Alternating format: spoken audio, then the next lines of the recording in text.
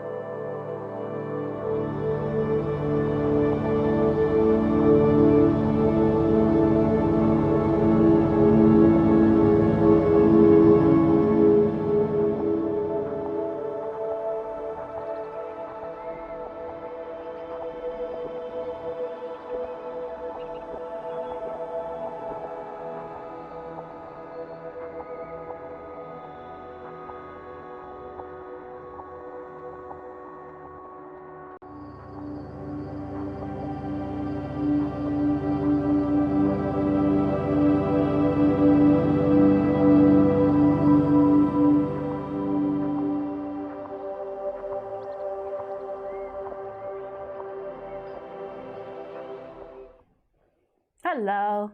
Sorry about that. I just discovered that it's all okay. Okay.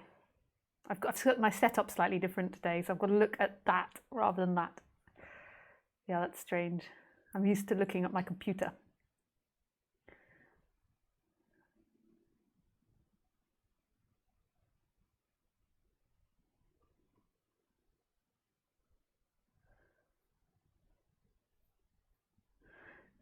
So, yeah, 1 second. I'm going to just go back for technical advice. 1 second.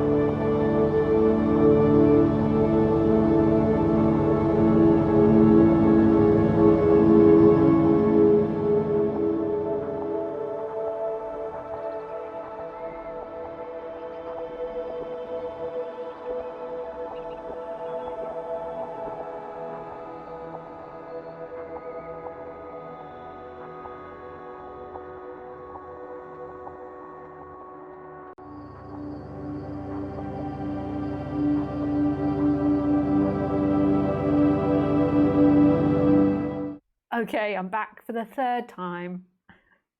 I am back. I think everything is good. This is good.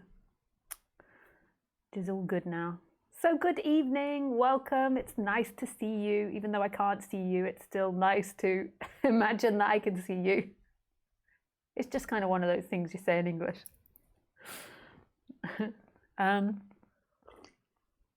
Welcome to Livestream. If this is your first ever stream, I shall tell you how it works.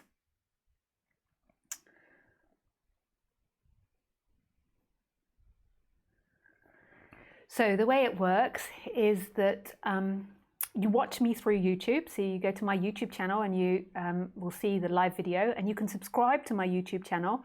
And if you've got your settings on for email notifications, you'll get a notification when I go live. And you speak to me through Skype. My Skype address is Lisa Cairns 12, and you can find that in the box below. Lisa Cairns 12, the information about that.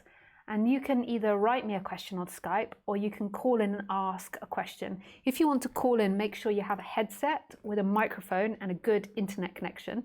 And don't just call in. Can you first send me a message saying, please call me Lisa? I would like to speak to you, or whatever, something like that. Because otherwise it gets all disrupted because I'm not at the same time as you. And so when you call, I might be speaking with someone else.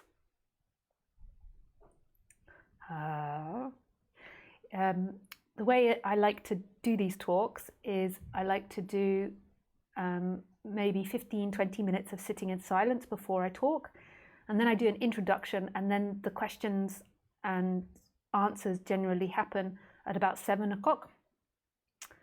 And I don't always get around to everybody's question on Skype. Sometimes I do, it just depends how many people send questions in. So if I don't answer it this week, then you can ask next Sunday. And currently at the moment, I'm only doing the talks every Sunday at 6 p.m. French time. So that's the only time that I'm doing it. Yes.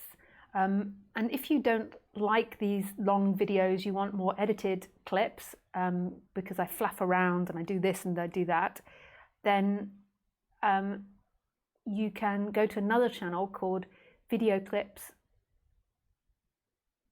Cairns Video Clips, and it's all edited talks. And the gentleman that does it, it's not run by me, another gentleman does it. He edits the clips into 5-minute videos or 10-minute videos, and he writes titles about what's being talked about. And so you can go to his page and you can look up whatever you're interested in, whether it be meditation or tantra, non-duality, whatever it is.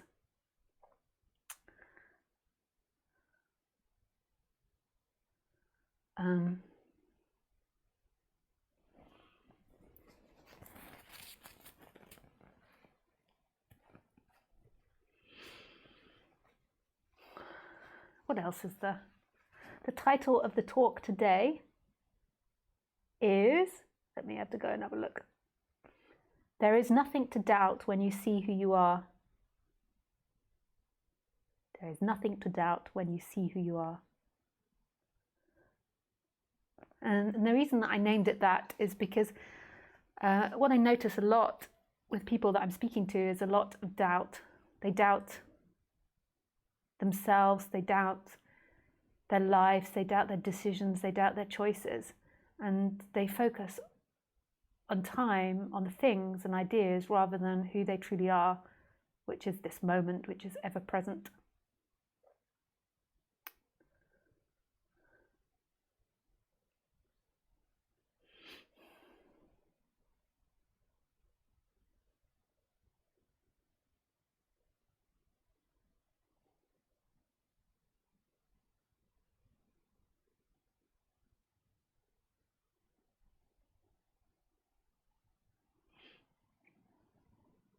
So in the beginning, I like to do silent sitting. And for some people, that's a real challenge because they're not used to it. And it seems like a waste of time. Like when I look back to my 20s, I started meditating when I was about between 20 and 22. And then I started on and off between 20 and 22. And then I started meditating daily, for at least an hour daily when I was 22. And I did that about the age of 27. So maybe 5 years I did that for. And now, when I think about it now, and people that I work with, I can see how people think it's a waste of time. That you've got to do things, you've got to get things accomplished. And when you're just meditating, you're not doing anything. And I don't know what convinced a 22-year-old that it was really good for me, but there was something in me that was really convinced and dedicated to it, and I spent many years also going to retreats and doing long periods of meditation. And I can understand why people into non-duality get into the mentality that it won't help you in any way, but sometimes I think that's a bit of a defense. It won't help you on the ultimate level because who you are is this freedom. But on the human level, it's going to help you settle down and become more calm. I remember before I started meditating, I was scared of this moment. Like on the human level, I always felt like I had to do something, like that every moment of time had to be accounted for. And I kind of like worked through my day like with these units of time that I had to do something. And when I didn't have something to do, I kind of felt lost. I remember going to university and like leaving home and just feeling like so lost, like when there was nothing to do, like what to do. And I felt scared of it. And then through meditation, that just totally evaporated. And so sometimes then you can use non-duality in a way of excusing this. And like this feeling of always wanting to do something and accomplish something. Where does that come from? But this is all on the human level, because ultimately you are free right here, right now. So it's about calming down the person and settling the human mind and the human being. So there's different meditations that I recommend. So what I do is I just tend to sit here and just let whatever happens, happen. So there's no directions. I don't direct myself in a certain way. I don't push myself into doing anything. So that's one way. Another thing that I started doing when I began to meditate was something called the mindfulness of breathing, and I got this from the meditation center. And this is counting your breath. So in every in-breath, you count 1, and then you go in an ascending order. So 1, 2, 3, 4. Every time you breathe in, you count another one. And then you follow your breath in through your body, right down to your diaphragm, and then out, and then 2, and 3, 4, 5. And you go all the way up to the number 10. And when you get to number 10, you then begin again. And you might think that sounds really easy, but what often happens is you'll end up at like 400, and then you'll be like, oh, I was meant to start again. You kind of see that your mind gets distracted, and then you just carry on counting automatically, and you're lost in some fantasy. The other that you can do is putting your attention in the I am. So it's kind of like using the I am as a mantra, like I am. And then moving your attention to that feeling of I am. That this is. This is. It's not. This isn't. Doesn't work the other way. It's not that this isn't happening. This is happening. Isn't that fantastic? So yes. Okay, so we shall begin. You can pick what you want to do and just see that temptation and that urge to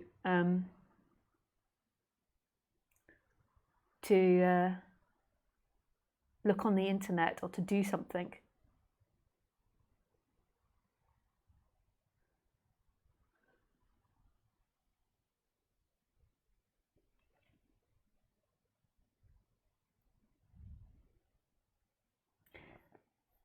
Okay, we just take 10 minutes and do that then.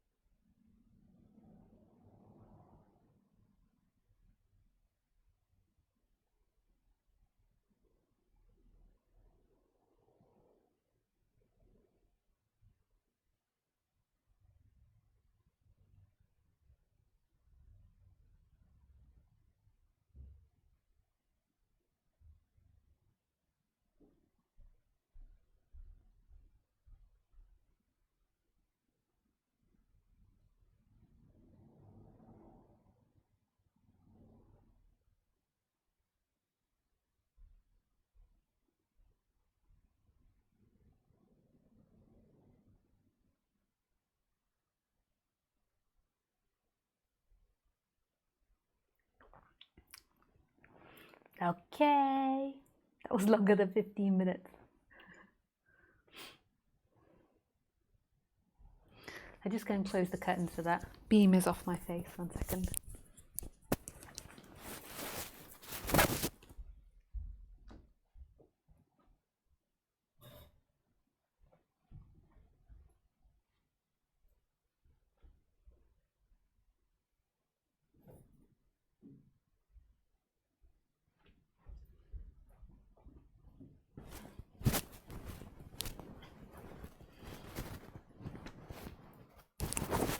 Hello. So, doubt.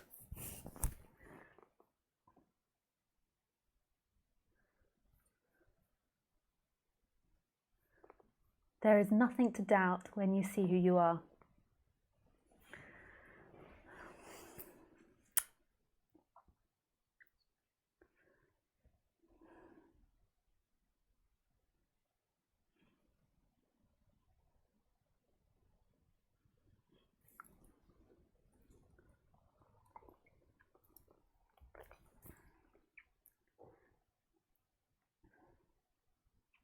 You're so sweet, aren't you?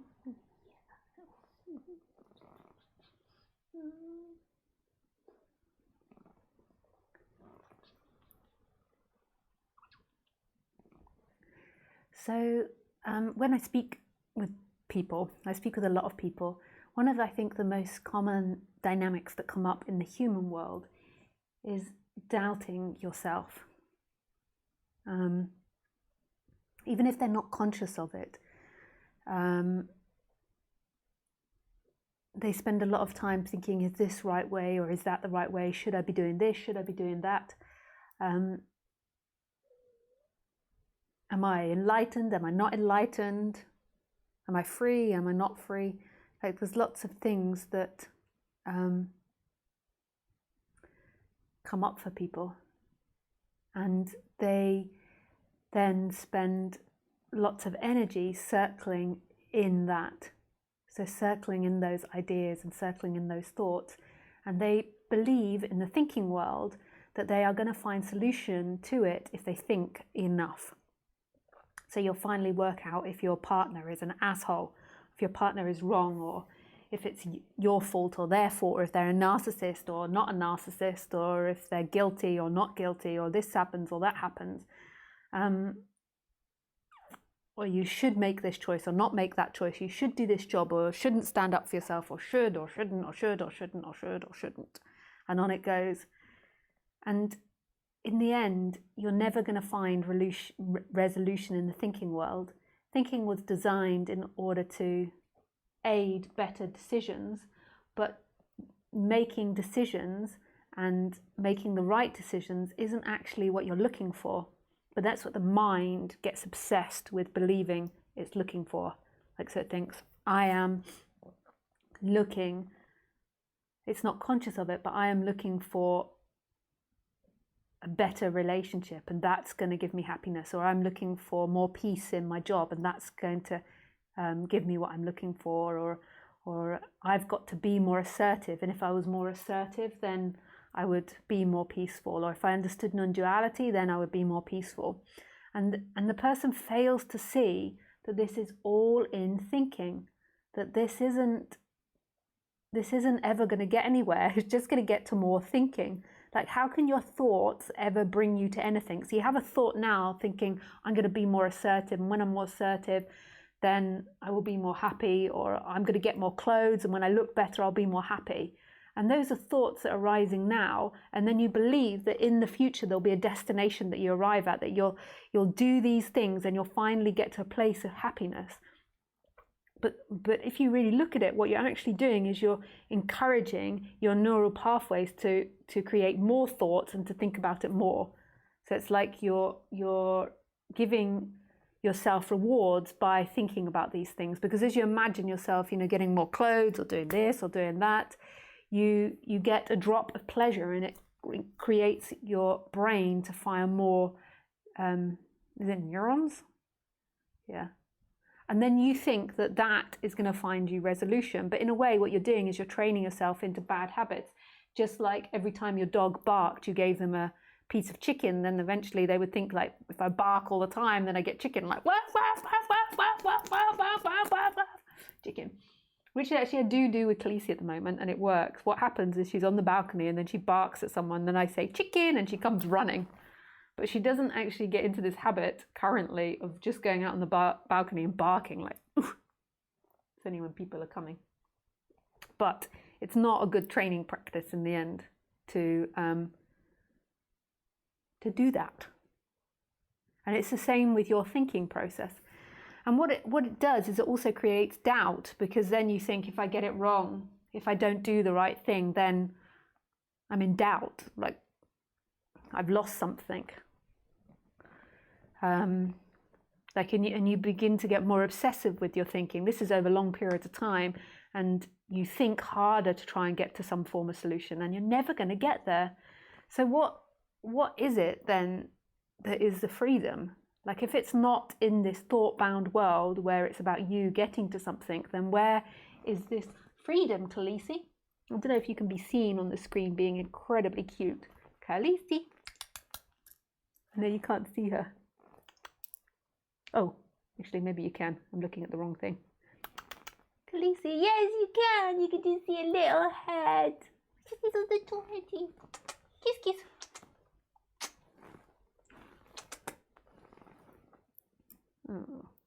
Oh, she's my little baby, oopie doopie doopie. She's my little baby, yes she is. Oopie, even though she's older than me now. Hip hip. You're older than me now. You're older than me. Are you older? Yes you are. You're a middle-aged woman now. I'm a young middle-aged woman. You're an older middle-aged woman. Yes, sorry. Got distracted. So what was I saying? So what is it that you truly are? Like, what is here that never leaves, that's free already? So you're always striving in thoughts. This is it, that is it, this is it, that is it. I've got to do this, got to be that. But what else is free besides these thoughts? It's what's always here, this moment.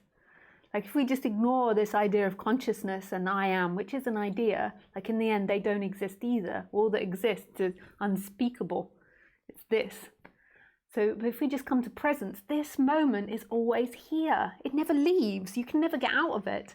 You can only imagine yourself getting out of it, but you can't. That's only an imagination. Even if you ran to the moon now, like ran into the sky, ran up through the sky and then got to the moon, you still wouldn't escape this moment. It would still be like you're on the moon. You'd be like, yeah, I didn't get to the future.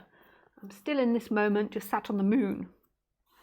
So that doesn't work either, does it? You can't ever escape it, ever. It's all you ever have. And this moment is made of two things. Right? Or this moment contains two things that never leave, but they're not really things. And that is watching. Like, it requires a consciousness. Like, if there's no consciousness, then there's nothing. So there's no moment, there's nothing happening at all. So there needs to be consciousness. And there needs to be this sense of existence. And I presume also, actually, maybe there needs to be three. There needs to be things in order to be conscious of. But actually, you could begin to see that consciousness and the things are simultaneously. There's no consciousness of.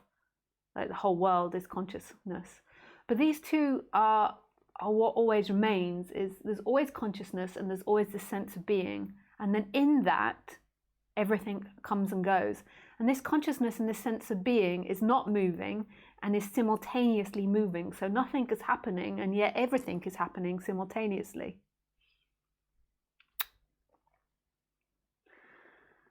Yeah. And even though you might understand that intellectually now, that isn't actually what's being talked about, because that, again, is in thought processes and something that will come and go. So if your understanding of non-duality is just intellectual, you'll know it and then forget it, and know it and forget it. So there's something else as well. So there's something that can hear this that's not actually hearing it in time, it's hearing it instantaneously, and it kind of resonates with the truth, even though it is the words and it is everything, and that kind of sounds really separate, but it does. Like when you speak the truth, there's like a vibration that happens where it's like, yeah, celebrate good times, come on, do, do, do, do, do, do. Do, do, do, do, do, do.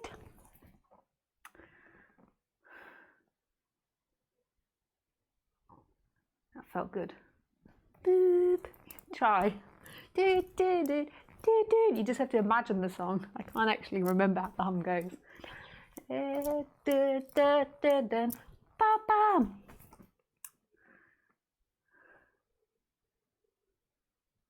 Yes.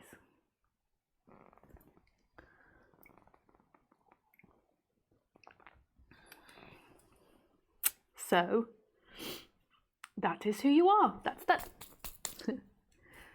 What happens to the humans, not to the dogs, because they're too stupid for it to happen to barely any other animals, because they haven't got intelligent thinking, although intelligent thinking looked at from a different angle could be seen as absolute stupidity as well. And that these guys that we call stupid are actually highly intelligent. Although sometimes I have to really question it with Khaleesi. Sometimes she does things right. Don't you eat?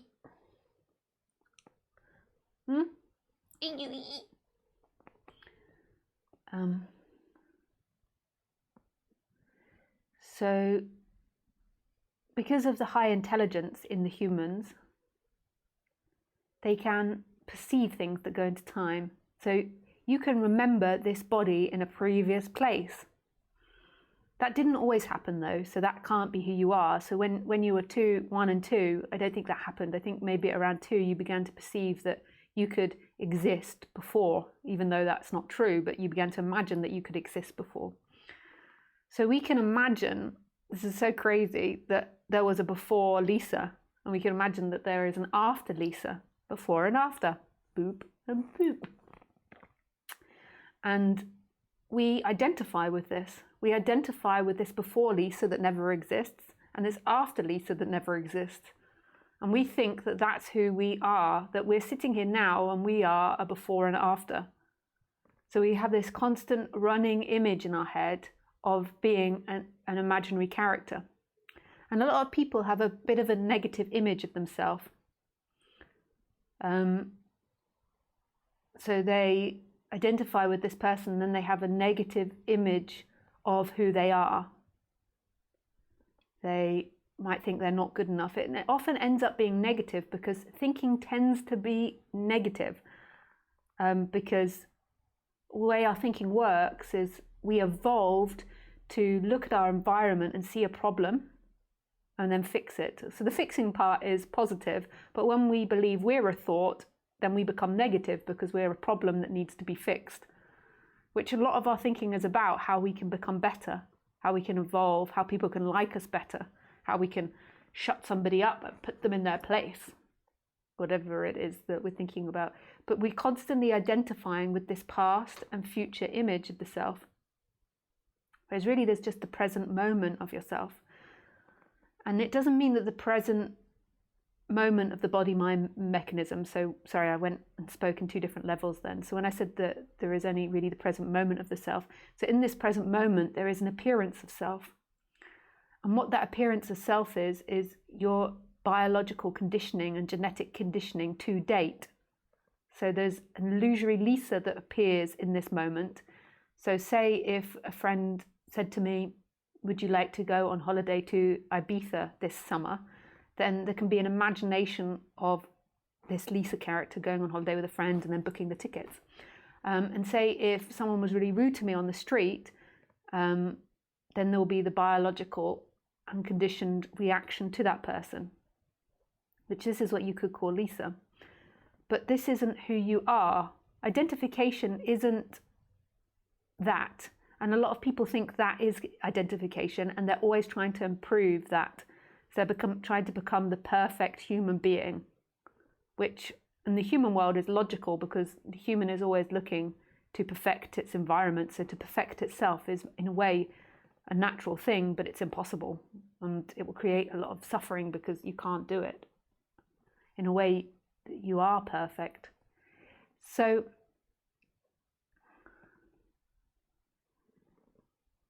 what the suffering is, isn't your biological and genetic conditioning that's responding in this moment. It isn't the imagination of this body-mind going to Ibiza. It's this energetic identification with that. And that energetic identification with that creates a smallness. It makes you, so it makes your beingness and your consciousness feel small, like it's locked inside the body. That sounds really weird, eh? But it makes it feel like you are that biological and conditioned response happening, and it's inside the body, and that is who you are. And then that leads to seeking. It leads to an element of suffering because you feel small and you feel limited, whereas your essence is unlimited. And that's why you vibrate with joy when that's said, because your essence, who you are, is limited and is all things. But feeling small is uncomfortable, so it creates something called seeking. And that seeking is looking for your freedom, which is this present moment, in pleasure and avoiding pain. And that could be anything. That could be being the perfect person. So that could be the idea or the dream, getting a big house or getting a dog, just like Khaleesi, and avoiding pain. And it's this energy that arises inside the body. You feel narrow, you feel limited, and then you're trying to find rest in time.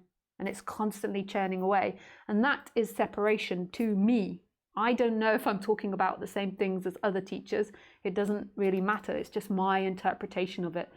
And that interpretation it's coming in the moment, instantly out of Lisa. So in a way you could say it's coming from the divine, but also everything from you is coming from the divine. It's not like I'm like God and you're not. It's everything is coming from the divine. So it's instantly coming out of nothingness, this message, but it's coming through a filter of Lisa, which has particular conditionings and genetics. So the way in which I speak about this is from previous teachers that I've listened to and been with and spent a lot of time with. So Roger Castillo, Tony Parsons, Ramesh Balsekar, Sangharakshita, which is the foundation of the Western Buddhist order. They were main teachers. I'm sure there's more on there. And so you can hear that flavor in the way that I speak. So that's conditioned from there. And then it's also conditioned from my particular awakening experiences that happened as well. So it comes through all that interpretation. But it's spontaneously coming from this moment. So you could say in this moment, consciousness is speaking, or life is speaking, but also their life is speaking.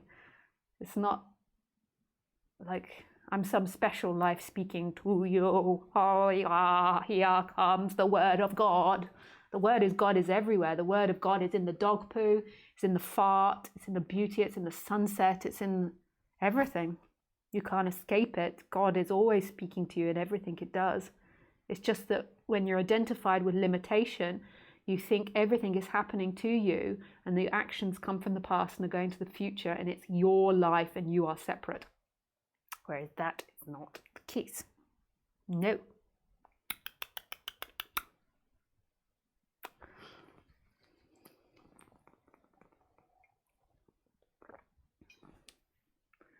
So what is the answer then? So Lisa, you say all this stuff so eloquently. What is the answer to all of this and how do I stop being separate? This is unknown. It is unknown how that breaks. At some point it breaks and we don't know how to do it. If we did know how to do it, that would be, you'd be like a billionaire. Everyone would be like, please give it to me. And then secondly, who does it happen to? Like in another way, it never happens. It's always, you've always been free. You've always been this consciousness. You've always been this expansiveness. So you've never not been that. You've just seemingly been that. So in a way, it's something that hasn't, or it does and doesn't happen. Because right now, even though you might think that you're a body mind listening and that body mind might be like, when is it going to happen to me? When's it going to happen to me? Actually, that body mind's not listening. That body mind is a film playing what's really listening is consciousness, which is still ever present, never moves, never suffers, never identifies. It's just that energy seemingly identifies. And it's different. It seemingly shifts for everybody differently. For a lot of people, it seems that they get interested in this subject, and slowly through time, they become more balanced as a human, and they stop grabbing on to all these big pleasures. And there seems to be a letting go that happens, a surrender that happens. But this doesn't make you perfect. It might make some people perfect. It might make some people enlightened, like on the human level. But I'm not enlightened, so I don't want people coming in with the false idea, thinking that I don't get angry. I do get pissed sometimes. I can be grumpy. I can not like losing games. I could be kind as well. I could be nice. I could be generous. I could also be stingy. I can be all these things. So Lisa isn't enlightened, but I'm open, because there are some people that call themselves enlightened and say they have no dynamics left. I'm open to that being a possibility, but it certainly doesn't happen here. So I don't want to sell you anything false. Lisa can be shithead. She can have shadow. She can have unconscious stuff and working its way out. And to me, that's not identification, but to some people that might be considered identification. And I don't even know. I could also have some old seeking habits appearing as well. It's too hard to tell.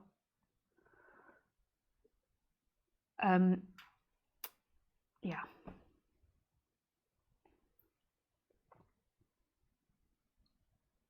And also, I think that a lot of people come into this with a false idea that they're one day going to be perfect. And I think if you believe that, you're always going to be seeking for the rest of your life, because you're going to be believing that enlightenment, even if it's very subtle, has something to do with your behavior. And so you're going to be looking for it in time, whereas the freedom is never in time. The freedom is here. Here. So if I've been a shithead to someone, if I've been rude to someone or grumpy to someone, I don't sit there and beat myself up and think, you're not enlightened, Lisa. That doesn't even occur to me. It's just anger coming up. It's anger getting acted out just in the same way joy gets acted out. And there could be old seeking patterns in it, in the sense of, like, in the past, that anger would have, like, made me really insecure and done all these things. And there could even be that. Who knows? It's like you have to get your microscope out and look at everything. And I can't tell these things. I don't know who could possibly tell these things. But there seemingly is some point where an energetic shift happens, where that no longer is you. And there is this connection to source, which is no longer broken. Even though there was always connection to source, it was hidden before, it was locked in a cage. And that stops happening. But from my own experience, it doesn't suddenly make you shitting rainbows. But for some people, they report it does. Ploop, ploop. I got told when I was on the spiritual path by a teacher that when I woke up, I would get rid of my dyslexia, because the dyslexia was some form of identification, and I would stop being so clumsy. I think I also have something called dyspraxia, which sometimes comes with dyslexia. It's like not fully coordinating. So your brain and your hand don't fully coordinate, and so sometimes I spill a lot of things. A lot of the time, if there's something that can be spilt, I will have a good go at spilling it. That seems to be the way. And I got told once that when I was enlightened, or when I woke up, that would go. And it never went. So that could mean that I'm just really deluded and there's no awakening here. Or it could also be that that's bullshit. Who knows? And who cares? Who cares? When you know who you are, who cares? This is it. This is it. Boo, boo, boo. Boo, boo, boo, boo. This is it. Who cares? Who cares if you are or not? You only care when you want to be something. You want to fit into a jar and be like, enlightened, read the badge, Lisa Cairns, enlightened. Who cares? It can be a bit annoying when you're a teacher and people are like confronting you about it all the time. And I can understand why teachers like sometimes present it, because, you know, like people could be so difficult sometimes when they're asking questions and they're like looking for something and they're judging you. You're still seeking, you're suffering, and they go at you like that. So sometimes it might be nice to just like be like, yeah, you're not annoying the crap out of me now. You can't touch me. But people can annoy me sometimes. Not so much anymore, but when I used to do more live talks, sometimes people could get so reactive. They maybe get reactive on live stream, but at least they could just shut it off and they can't suddenly be like, excuse me, excuse me, excuse me. Just one moment, just let me finish what I'm saying. Excuse me, excuse me, excuse me, but.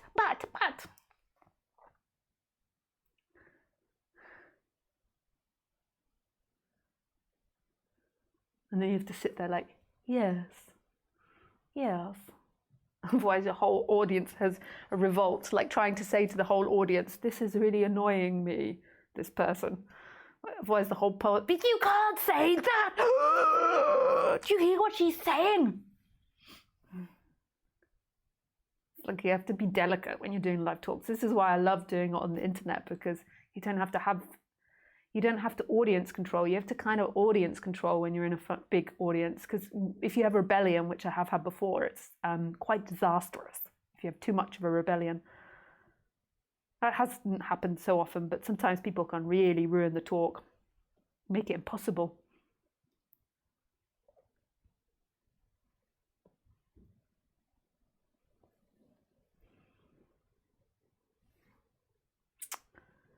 Yeah, okay, well, I think I've been on a big monologue there, haven't I? Okay. So we can go to some questions now. I feel like I could go on because I've had a cup of coffee and I've got hyper. Or there could be a different reason. Hello, Skype. Okay. Hi, Gustavo. Hello, Lisa from Adulasijaji. From Andalusugini. I apologize for if I said your own name wrong. Do you think we must take advantage of the moment to realize what we want to do in life, like work or what way to take? Or do you think it's better to let life guide us? When you begin to see who you truly are, you'll see that your wants and life are one and the same thing, that there is no separation between us. So what would be this guide that guides who? Who does it guide? So when you really know who you are, then you'll see that life is always guiding you. On the human level, I think it's a healthy practice to recognize what it is you want. And this will make your life simpler. Because often we don't know what we want, and then we get into really complex situations. So say if there is washing up, I'll take a really simple one, a really like normal everyday. There is washing up all around the kitchen, and you don't want to do it, you want your partner to do it. If you don't acknowledge that in yourself, which often that doesn't get acknowledged, and you're not honest with yourself about this, like that you feel like it's your partner time, your partner's to do it, and you want your partner to do it. And then you do it because you don't want the kitchen to be messy, but you're all unconscious of this, so you end up doing the kitchen cleaning. What can happen then is you can be then passive aggressive to your partner if they haven't done the washing up. So then when they come in, you kind of make a big deal that you've done the washing up, and there's an attempt to make them feel guilty. And to me, this is like waste of the time of your energy. It's like a complex game that's a waste of a time. So if you could just acknowledge what it is that you want in the first place, then you can vocalize that or not vocalize that. Like, so you can acknowledge that's what you want, and acknowledge that if you decide to do the washing up, that that's your responsibility. Like ultimately, on the ultimate level, there is no responsibility, but that they're not to blame for you having done it. Like we get really complicated for not acknowledging what we want in many situations. So I think on the human level, it's good training to acknowledge what you want. But you see that that is life. Like ultimately, there is no individual wants. That is life guiding you. That's not your wants. Whose wants is it? There's not someone underneath your want, like someone called Angela CG. Underneath there, like boop, boop, boop, boop, boop, boop, boop, boop, boop, boop, boop. Let me write in my want. Your want is coming from nowhere and nothing. Sorry, it just occurred to me that I should inform you that I am dyslexic, and I'm not trying to mock or make fun of your name by not being able to pronounce it, but I'm just trying to do my best with what God gave this body-mind mechanism. And reading new words is very challenging for me, and I've never seen that name before. I know G on the end, like Papa G. Oh, that's not a G, that's two upside down exclamation marks.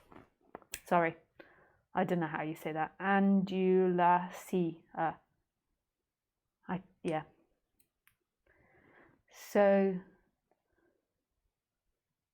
that is that. Yes, I think I got to whose wants it is. So who wants, so there is no you that's writing it in, so it comes from life. And where is life? Like life isn't inside or outside. Life doesn't begin or end anywhere, so something out there doesn't then create something in here. It's one movement, like a ocean currents of the ocean, or like the wind. There is no separate movement. Your want doesn't come from an individual person. It comes from life, life's want. So everything you've ever done and everything you're ever going to do is always life. It's always God instructing. Even the crazy mind, that's also God. Thank you for your question. Hi, Nick. Hi.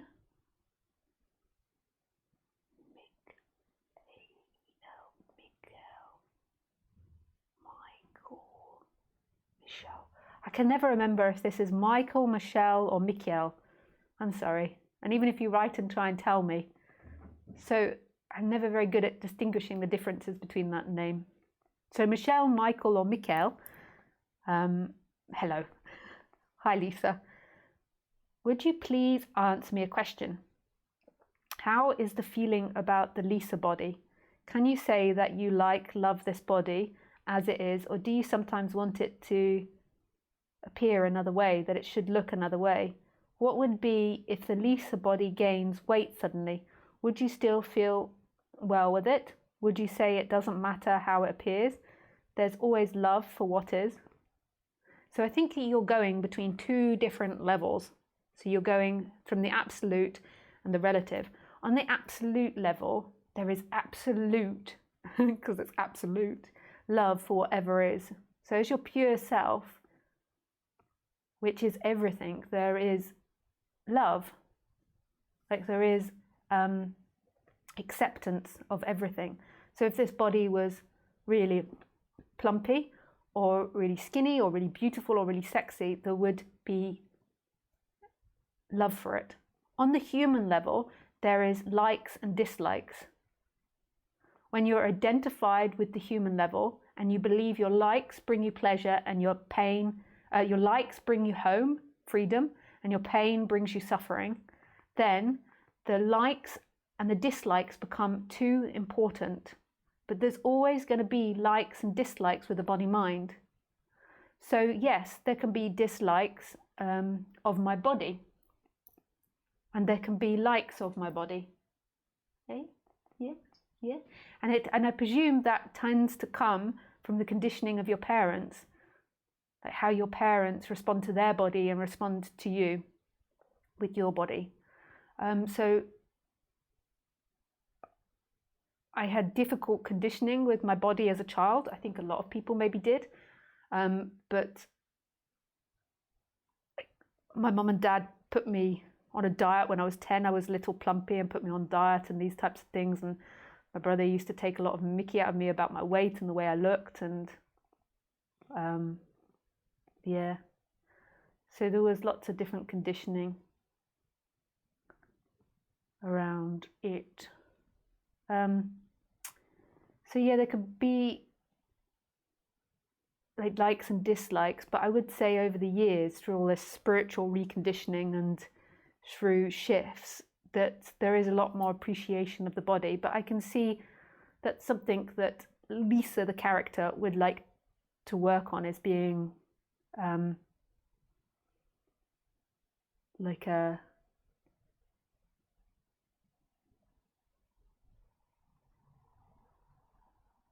more friends with my body. I don't dislike it, but I wouldn't. I'd say there's a lot of indifference, but I wouldn't say, you know, I'm the type of person that in a bikini or in the bedroom I'm all like, I mean, I'm in the moment, so like a lot of the time, so I'm just going with it, but I wouldn't say that I'm all like, woohoo, look at the jugs on this. I can sometimes say that type of thing, but not all the time. I wouldn't call them jugs.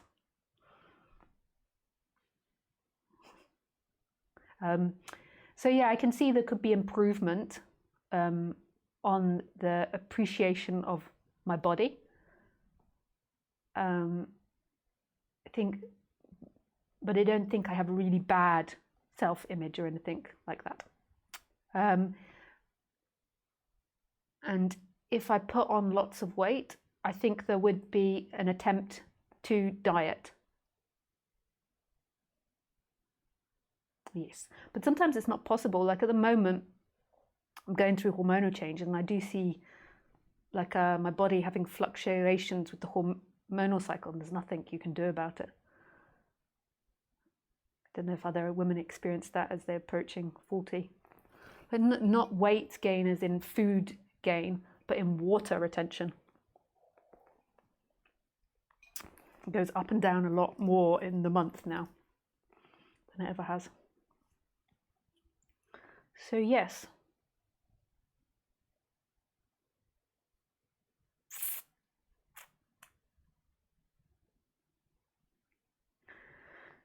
And so I can understand that that could be confusing for some people, because some people that are deconditioning themselves, they would say who likes the body and who doesn't. To me, it's a very biological response in the moment, like when you look in the mirror, as to what your body responds to that, or when you're making love, or when you're walking along, say, on the beach in your bikini. It's a very biological reaction in that moment that's responding. It's not actually somebody that's going into time. And to me, the suffering is having that biological reaction and thinking that having a perfect body or a great body will give you freedom. It won't. It's just pleasure or pain. And in the end, it doesn't really matter. Like it doesn't. You don't see the body that often. Like, I mean, you see the hands.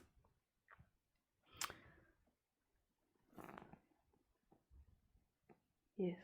But on the human level, so on the condition of the body, you can recondition yourself. So I would totally be open to, I sometimes do this, like reconditioning my bodily responses to myself, you know, in sexuality, or if I'm looking at myself naked in the mirror, like so that my instantaneous response is more positive, like more like, but it doesn't seem that important to me, so I don't do it. But it's something that I would be open to doing, because I can see that there is sometimes negative responses. Like yeah.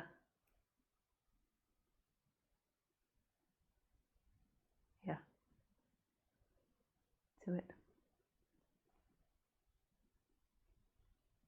I hope that answers your question.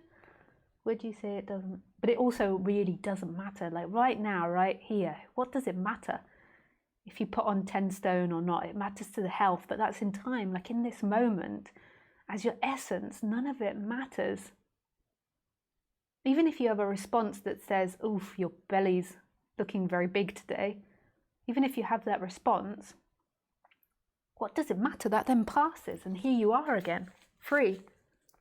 It's just when you get involved with that thought and you think that's really true and that's really who you are, and that you're going to get that love taken away from you, you're going to get home taken away from you because your belly's grown.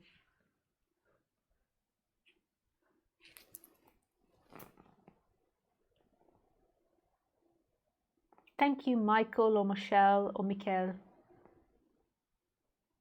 for your question. I hope that answers it. Hello, Lisa. You have said that you are not really a fan of social media. What's your reason? Usually I have other things I would like to ask, but now I can't think of them. Hi, Lena.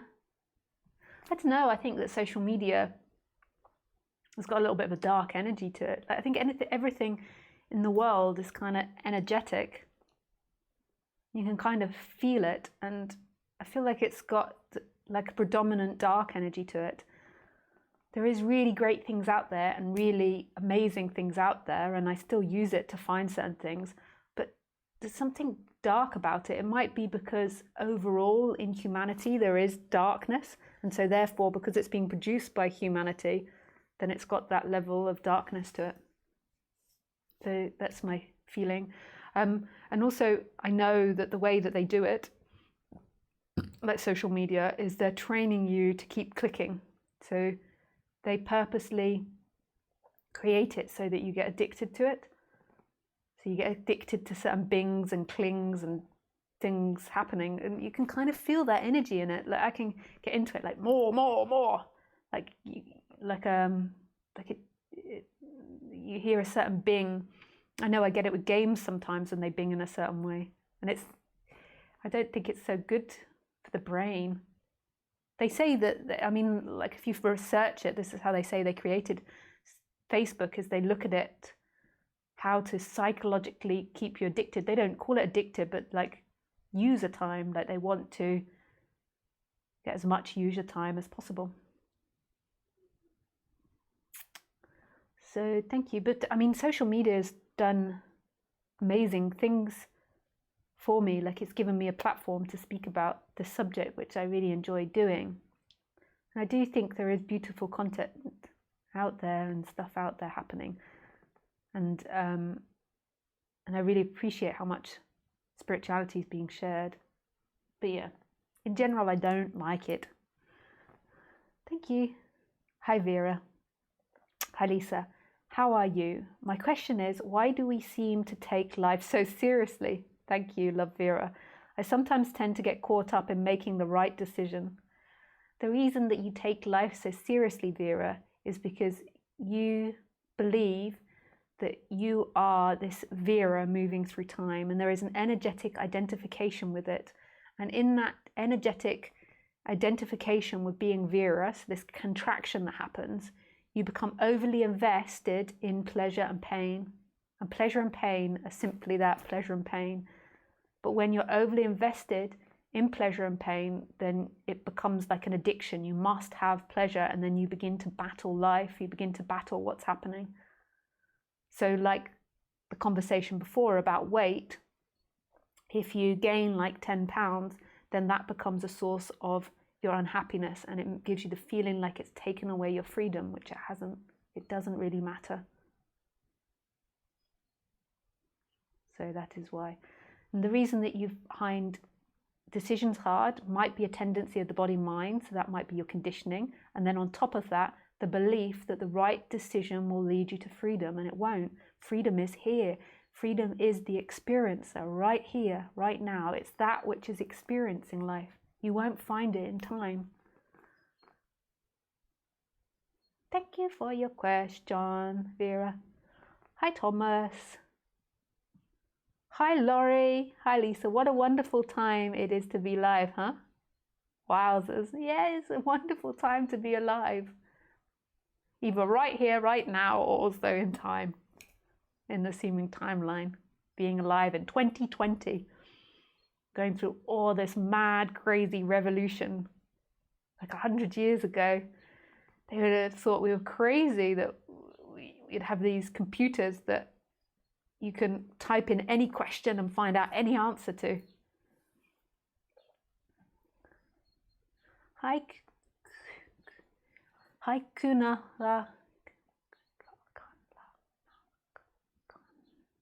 Connell. Connell? Hi, Connell. Question. Hi, Lisa.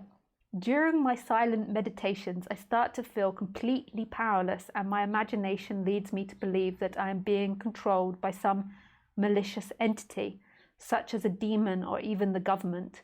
It becomes such a wild play, yet I cannot seem to understand that it is only a play, and I identify with the storm of paranoia.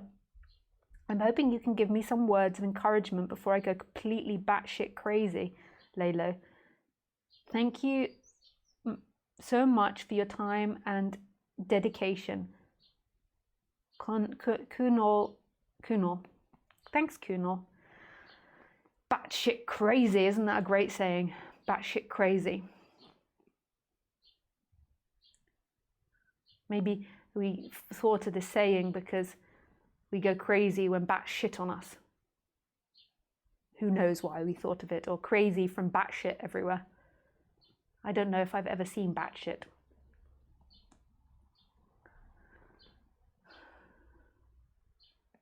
So, yeah.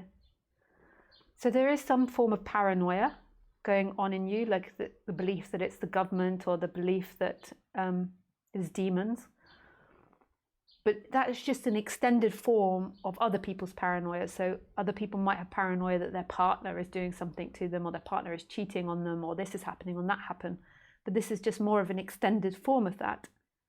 And if you completely went into it, then people might say that you are mentally ill or mad, or you might get hospitalized if you think the government is inside your mind.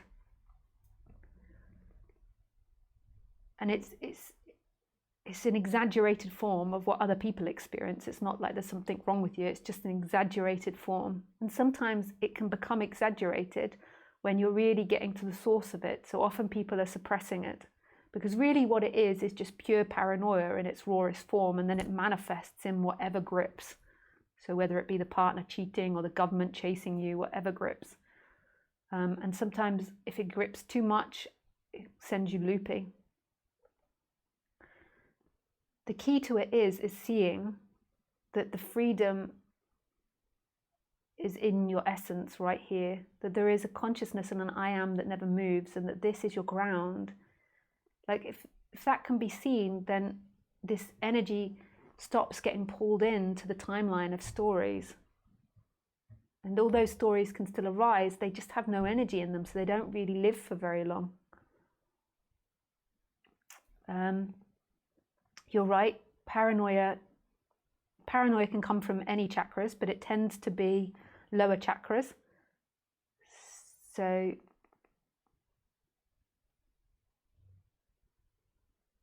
did you say that? Oh yeah.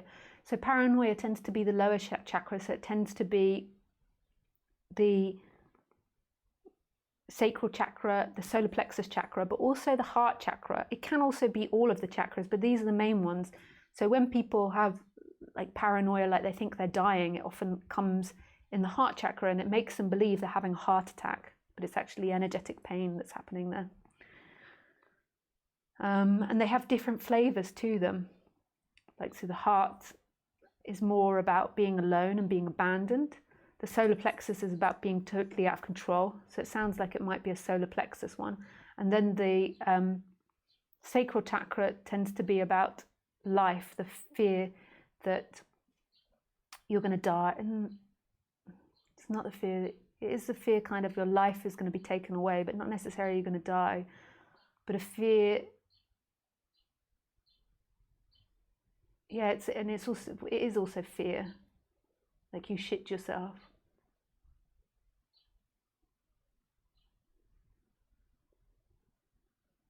Yeah, it is also deep fear. So it's kind of fear of your life being taken away, or something, your creativity being taken away. And paranoia, you're right. So not only is it thoughts that arise in that moment of paranoia, it's also the chakras get activated. So you also have emotions and feelings. And sometimes when you get really paranoid, your whole shoulders can lock up, your heart can become really tight, your solar plexus, it feels like there's something wrong with your tummy, like maybe you even need to shit yourself sometimes when that happens. And so not only is it thoughts that have to be seen as not true, but it's also feelings and emotions and energies that are seen as not true, that they're happening, but that you're not going to find freedom in them. So you're not going to find freedom in changing the feeling, in changing the ideas, in changing the thoughts. That keeps it going. Your freedom is this moment. Sometimes they're so strong, you have to work with them. And also through time, you have to give them some attention, otherwise it'll become bypassing. So you have to get to know it and understand what's happening. But that's a delicate balance, because when it's something like paranoia, if you give it too much attention, it actually can encourage it and can make it too unbearable. So it's a delicate balance of giving it attention and then also seeing it's bullshit, this is bullshit, this is not true, this is not true, this is not true. Like, so you could examine, when it's not too strong, what's underneath that paranoia of the government coming to you or the demon being inside of you. Like, what is it that you're afraid you'll do? Like, is it that you're afraid you'll be a murderer or killer, or you'll do something really bad, or that you are really bad, there's something wrong with you? It sounds like you've got feelings like there's something deeply wrong with you, and that maybe that you're bad deep down or something. So you could get to know those feelings, but I wouldn't, maybe in your case it's not so good to spend too much time there. It's more seeing it's not true, so seeing it's beginning to arise, so somebody does something and then you get really paranoid that you're bad, you've done something wrong. And if you felt like it, you could also seek like more professional advice as well from doctors, depending on its extremity. Because if it gets really extreme and you really believe in it, then you could make your life very difficult. Yes. Thank you for your question. Hey Lisa, I notice you often say that all kinds of things are beautiful. You say you don't look at it like that if there is an issue that may appear horrible to most people. I often see the world as brutal and relentless. How did you get into such a positive worldview without it feeling ingenuine? I want that worldview. Really, to be honest, the more I study psychology at uni and the more I meditate, the more I see just how brutal and arbitrary and idiotic it is in a way. But you seem to see it more beautiful through non-duality practice, and that I want too. Yeah, in the human world, in a way, you're always going to see it in opposites, so you're always going to see it good and bad. And it's equal, actually, generally, between good and bad. On one, there is no good and bad, there is just movement happening. So it's just movement of energy happening. But the way we define it is good or bad.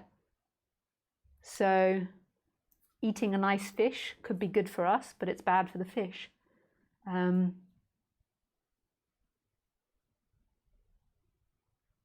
Screaming at someone could be seen as bad for that someone that's being screamed at and for you, but then maybe you save their life because they don't go this direction, they go that direction. There's many different ways to see it.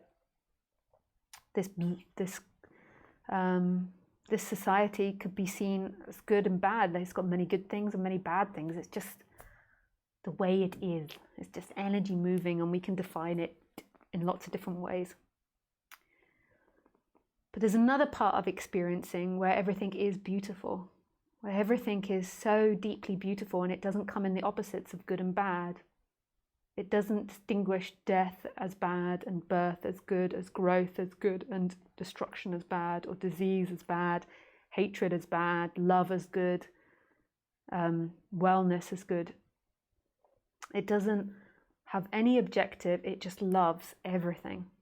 Not as something that loves everything, but it just is love, and it's just here accepting everything.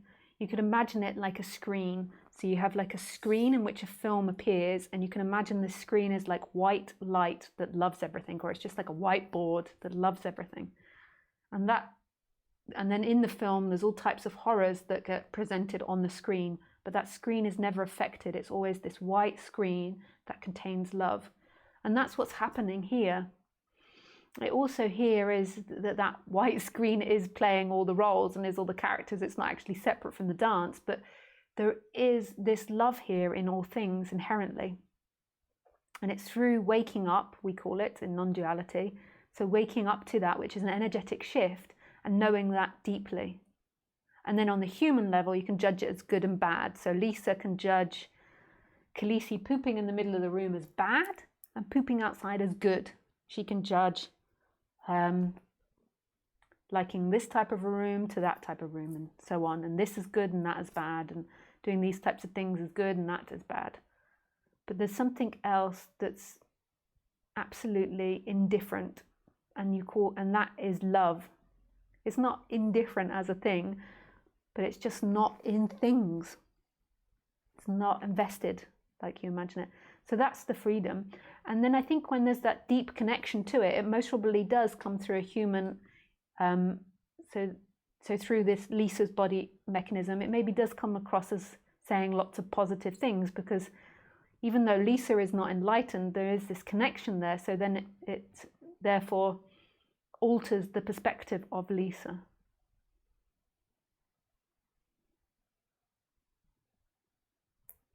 Thank you for your question.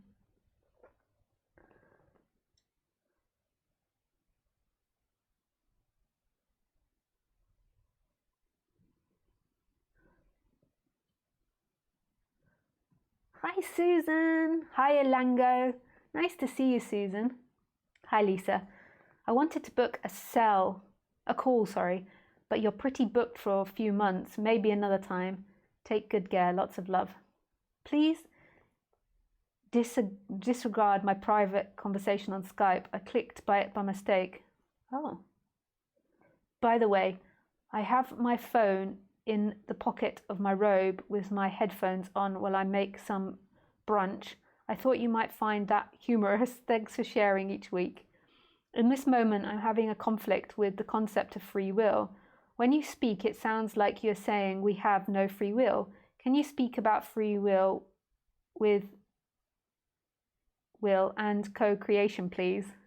It's so complicated to speak about because they seem to contradict themselves. So on the human level, the human is an appearance happening in every moment. So there's thoughts and feelings and reactions happening in every moment, like boop, boop, boop. And these are happening. And then what can happen is there can be an identification that grabs onto that and says, that is who I am. That is me. And then that me seemingly goes through time. And that me feels like it's got free will. So it has the choice to pick between a chocolate bar and a carrot. But actually, it just has the story of free will and choice. In the moment, it doesn't, because they're just appearing. So if you look at Khaleesi, for example, who's laying right here next to me, if I put in front of her a carrot and a chicken, everyone can guess that she'll most probably pick the chicken. It's highly unlikely she'll pick the carrot. Why? Because that's her genetic predisposition to eat a high percentage of meat. Sometimes she picks carrot, but it's really unlikely she's going to pick it with a chicken. So you can see that even though there's the appearance of choice in the moment, like she's like, so there's the appearance of choice, so we describe it as choice, there is actually no choice, because she is a robot that's made up to have particular likes and dislikes, and that is happening in this moment. In this moment, a choice is made, and then that choice doesn't belong to anyone, and then there's appearance of somebody that says, my choice. And that's okay to say your choice, that's a description of the body making a choice, but it doesn't belong to you. It's not actually a you that it belongs to, because who is that you?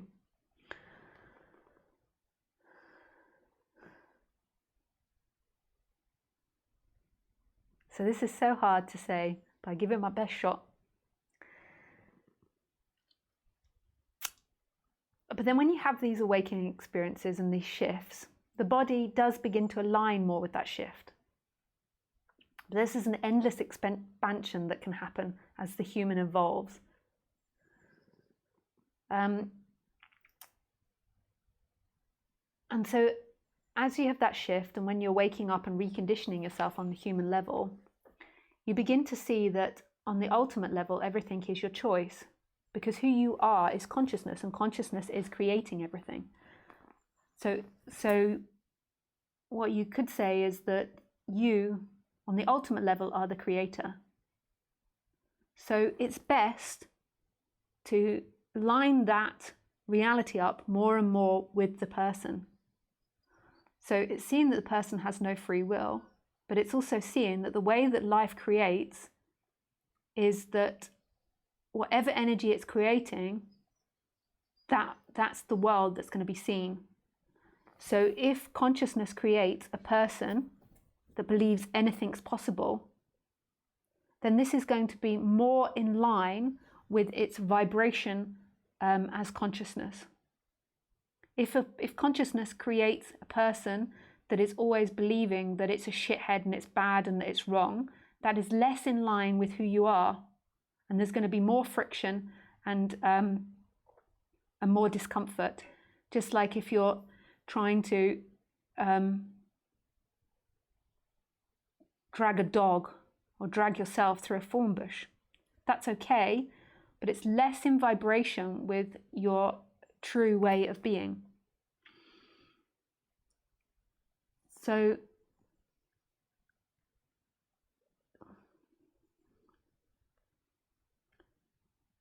there is this lining up more with who you are, which is kind of a mixture between the conditioned being and your true self. This is really hard to put into words. So your true being is always an expansion. Your true being is always about expanding, because that is the nature of consciousness. It's non-limitation. Your essence is limitless, without limit, even without the idea of limit. And you can see that the world is reflecting that, because the world is always expanding. It's always getting bigger and bigger and bigger. So when the human lines up with that reality, the human is going to be more balanced, because it's in line with its true essence. This way of expansion, this place of expansion. Now, when you look at wants and not wanting, not wants as in, this isn't including seeking, when you believe that your pleasure is going to bring you freedom. This is just coming back to natural wants. Your wants feel expansive, and your not wanting feels contracting. So wanting in the positive goes more in line with your true essence as consciousness, and not wanting goes more against your true essence as consciousness.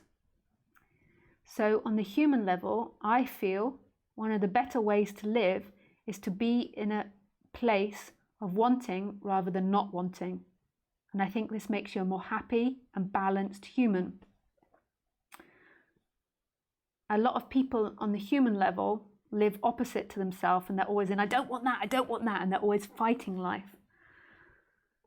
But this is all reconditioning in the human level, and I don't always do it. I'm sometimes in not want. No, I don't want. And I try to look at that and recondition it. But this isn't seeking wants, because it gets very confused, because when you're learning that about non-duality, you're often learning that it's not in the cake, it's not in the money. And so you're kind of in a way being anti-wants. But what that's trying to teach you is that your freedom isn't in it, that wanting is actually really impersonal, and it doesn't really matter what you freaking get. Like at the moment, I told you last week, I'm in such a tiny apartment, which is really beautiful, it's by the beach, but I'm such a tiny apartment it's not my home, for this period that we're going through. Like you all know, I just can't talk about it on YouTube, because otherwise my videos get blocked. So for this period, and in the past, I had the idea that a bigger house would be better for me, but it doesn't change your sense of being. It doesn't change your freedom. The house might be more pleasurable, but pleasure is just something that comes and goes. It doesn't actually affect your day that much. It doesn't really matter. And this is the way, like, nothing really matters. And this is the way you have to be in order to get into your natural wants, because if you're really attached to getting things, then you can't really tune in to what it is you want in the moment, because you're constantly checking to make sure you get it, or you're trying too hard to get it. Whereas actually your natural flow is just flow, and it doesn't really matter. You give out your want, so you want someone to do the cleaning up for you, you give that out, and then you just let it be there, and if it happens, it happens, and if it doesn't really matter. But wanting is expansive, so to me that's more in line with consciousness, which is what you are, expansiveness. And so living a more balanced life, you will be more in tune with the wanting, and this is an expansive and positive energy. And reconditioning yourself to that, to something like law of attraction, I think is positive on the human level. And I think this makes more human, more balance in humanity. But it's not a personal thing, because who is this person that's doing it? It's just a reconditioning that happens that's completely impersonal, through recognition of yourself and through evolving on the human level. But that's not something that you do. So something that I do in one-to-one sessions is encouraging people to discover what it is they want naturally and what it is they're saying. So for an example, if you have, so say you've got a difficult relationship with your father. When you go and meet your father, you might be in constant don't want. You don't want him to nag at you. You don't want him to be rude. You don't want him to say this or to say that or to ask you about this. So when you go into the relationship, you're already closed energetically, because not wanting closes your energy down on the human level. Wanting makes you feel expansive, and you can play with this and notice it. Like when you want in the positive, you feel more happy. And to me, if you go in with that energy of not wanting your dad to be a certain way, you're already going in with a difficult energy that he will energetically pick up on, because we're communicating a lot energetically. We're communicating verbally, but we're also communicating a lot energetically. So you're going to affect the way that your dad interacts with you on the human level by going in with that attitude. So one thing that I'll do with people in sessions is, how is it that you would like your dad to be? And sometimes that can be really difficult, because people are so invested in all these not wants. And so the idea of your dad saying he loves you, your dad appreciating you, and when you say all these things to yourself, you'll notice your vibration becomes more positive and more open. And so when you go and meet your dad, like, to me, the best way that you can be your most expanded, balanced place on the human level is recognizing what you want on positive. You want your dad to be friendly. You want your dad to appreciate you. And I believe through doing that, you will actually affect and change your reality, because reality is not happening logically. We think it is. And that is law of attraction. It's if the human changes their energy, the human body, it will change the external reality, because they're again not different. So I hope that makes sense. That's so complex to try and put into words. You can't understand. I can feel that so intuitively, but translating it, pardon me, into words is difficult. And I don't always do it. It's something that I work on. I come sometimes in don't want. And then normally I get it. Whatever I want or don't want.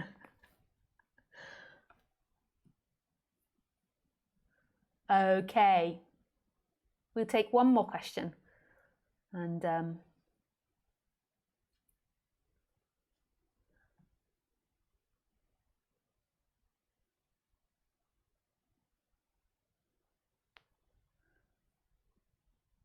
I'll just say hello to people before I take a... So hey, oh gosh, Abnorally. Hi Paula, hey Edith. Hi Anu, hi Osborne, hi Alan, hi Carmela, hi Hendrik, hi Isabel, hi Sheelan, hi Kunal. I've spoken to you before. Okay.